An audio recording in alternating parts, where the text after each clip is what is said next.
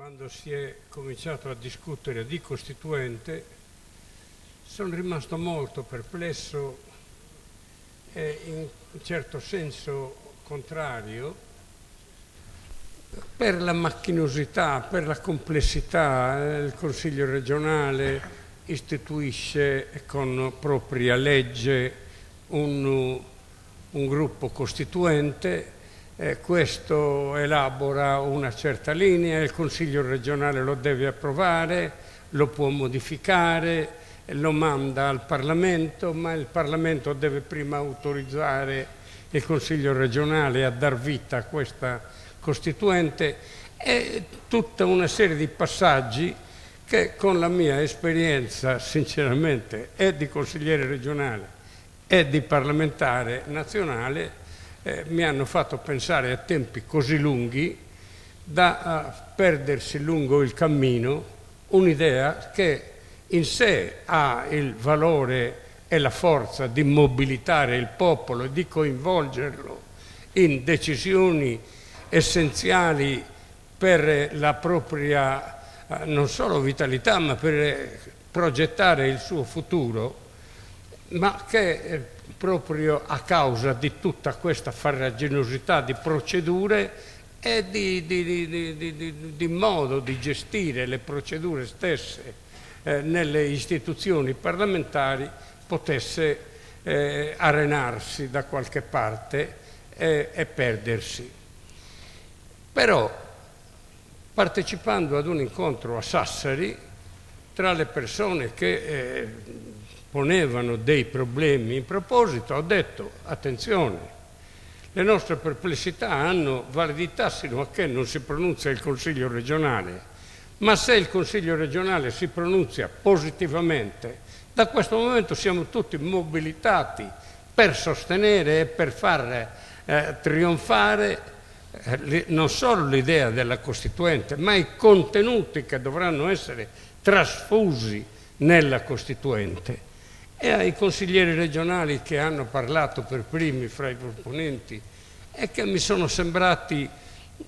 estremamente critici del modo di gestire la regione negli anni passati, devo dire che la regione è la più grande conquista del popolo sardo da 2000 anni a questa parte. Non avere consapevolezza di questo significa non aver capito che la regione ha dato al popolo sardo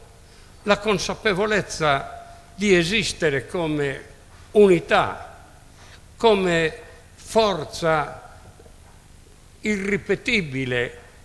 sul piano della cultura, sul piano dei valori etici che ha saputo elaborare nel corso dei millenni, sul piano della lingua, che è unica e sola fra le varie lingue che la cultura romana ha diffuso nel mondo, che ha dato al popolo sardo lo strumento per lottare per il proprio futuro. Naturalmente alle volte vi sono trovati dei dirigenti capaci che hanno scritto pagine di storia per la Sardegna, ed io ho l'orgoglio dei presidenti che hanno preceduto anche la mia esperienza, come Crespellani, alle cui giunte si deve il fatto che hanno sfidato i maggiori potentati finanziari ed economici italiani, ottenendo dei successi giganteschi, quali per esempio rompere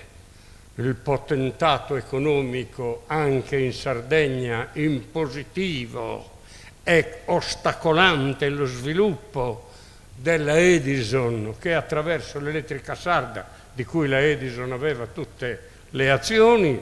impediva lo sviluppo economico della Sardegna non dando energia. 170 paesi non avevano energia elettrica. Mario, la regione... Ti ricordi che la chiamavamo sedia elettrica sarda? La sedia elettrica sarda.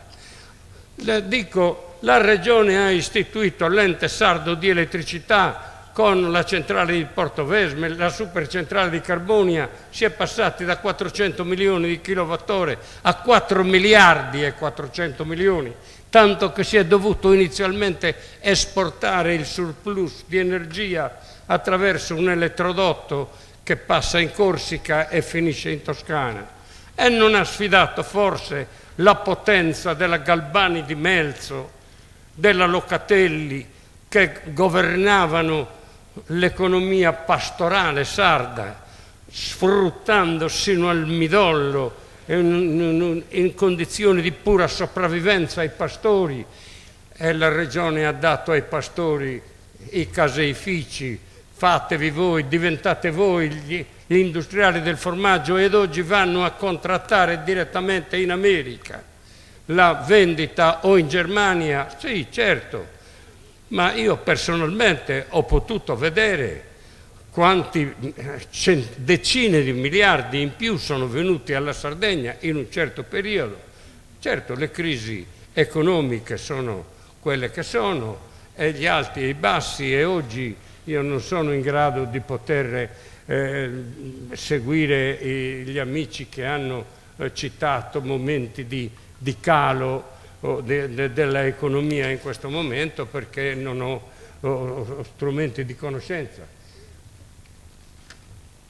7.000 chilometri faceva al giorno la Fiat in tutta la Sardegna, trasportando i sardi. La Regione nel giro di un anno è passato a 17.000 chilometri, dico in un anno, e così via. Ma io parlo così di un presidente che era sostenuto addirittura dai Missini, giunta che non mi piaceva per niente, ma quel presidente ha ridotto drasticamente le cisti di echinococco, che erano una delle malattie più infestanti della Sardegna, e lo sono ancora, creando in tutta la Sardegna i mattatoi, e cioè razionalizzando sul piano igienico il consumo delle carni dei nostri pastori. C'era l'onorevole Brozzu, che è stato uno dei più grandi scienziati al mondo nel suo settore specifico, ma che è stato anche un amministratore che ha nei settori a lui affidati come dire, elaborato delle soluzioni che sono nella storia della Sardegna e nella crescita e nello sviluppo della Sardegna, di quando abbiamo iniziato, che non c'era donna che venisse da Oliena a Nuoro che prendesse il pullman e che si mettesse le scarpe le metteva quando entrava nella città di Nuoro, perché lungo tutto il percorso lo facevano scalze, in tutto l'Oristanese si andava scalzi. Ma è possibile che non ricordiamo che la Regione ha raccolto tutto questo, e gli empiti, e i palpiti, e le aspirazioni di crescita, di sviluppo e di solidarietà hanno consentito a questo popolo di ritrovare se stesso? No, la Regione ha un grande compito, ma anche noi. I viaggi della speranza, un trapianto di cuore, si andava a Parigi, si andava. Oggi si fa a Cagliari in tutta tranquillità, perché la Regione ha stanziato le somme necessarie. È così per il trapianto di rene, è così per il trapianto di midollo, per tutti i malati di leucemia e di microcitemia, malattie endemiche, millenarie della Sardegna. E cos'è Tiscali, che oggi può mettere insieme 2000 giovani e diventare una delle aziende più importanti del mondo, certo d'Europa? Non nasce per un'iniziativa della Regione, il CRS4. Sono tutte cose che appartengono alla storia della Sardegna, che stanno illuminandone il ruolo e le possibilità. Certo che c'è molto da fare, è magnifica l'idea della Costituente, una volta che si è affermata questa linea, e la mobilitazione del popolo che ne potrà derivare, e la riappropriazione da parte dei cittadini di questo ruolo promozionale, di questo protagonismo attraverso il quale potranno aprire le porte del futuro ai sardi. Però dobbiamo sapere che noi non siamo la periferia d'Italia e non siamo neanche la periferia d'Europa, siamo il centro del Mediterraneo. Siamo equidistanti dal mondo musulmano. Io, quando ero parlamentare europeo, non ho chiesto di far parte della delegazione che doveva discutere col Parlamento americano o col Parlamento cinese o col Parlamento di altre, australiano. Ho chiesto coi parlamenti del Maghreb, coi miei dirimpettai, con la Tunisia, con l'Algeria, con il Marocco, con i paesi con i quali dovremmo fare i conti, perché il Mediterraneo è la nostra patria, è la nostra collocazione nel centro del Mediterraneo, ci dà un ruolo come tutti gli stati nel mondo. Dalla loro collocazione geografica hanno dovuto trarre le politiche attraverso le quali determinare il proprio sviluppo, e noi siamo un'isola, ancora oggi non abbiamo economia marittima. Non abbiamo economia marittima, siamo prigionieri delle nostre coste e dobbiamo dipendere totalmente da decisioni esterne per poterci collegare col resto e il contesto territoriale ed umano e civile ed economico e culturale. La Sardegna deve diventare il punto d'incontro tra musulmani, lo diceva l'amico Porcu, tra musulmani e occidentali. Siamo in un punto strategico, utilizziamo questo punto attraverso il federalismo,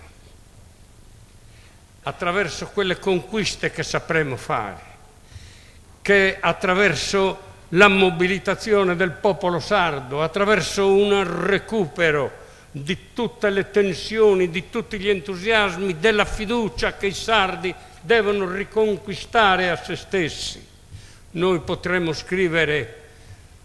in virtù di 2500 anni di resistenzialismo, un futuro che potrà essere soltanto sardo, perché nessuno ci regala niente. Il principe non regala neanche la libertà. La libertà è conquista di popolo, lo sviluppo, il progresso è sempre conquista di popolo.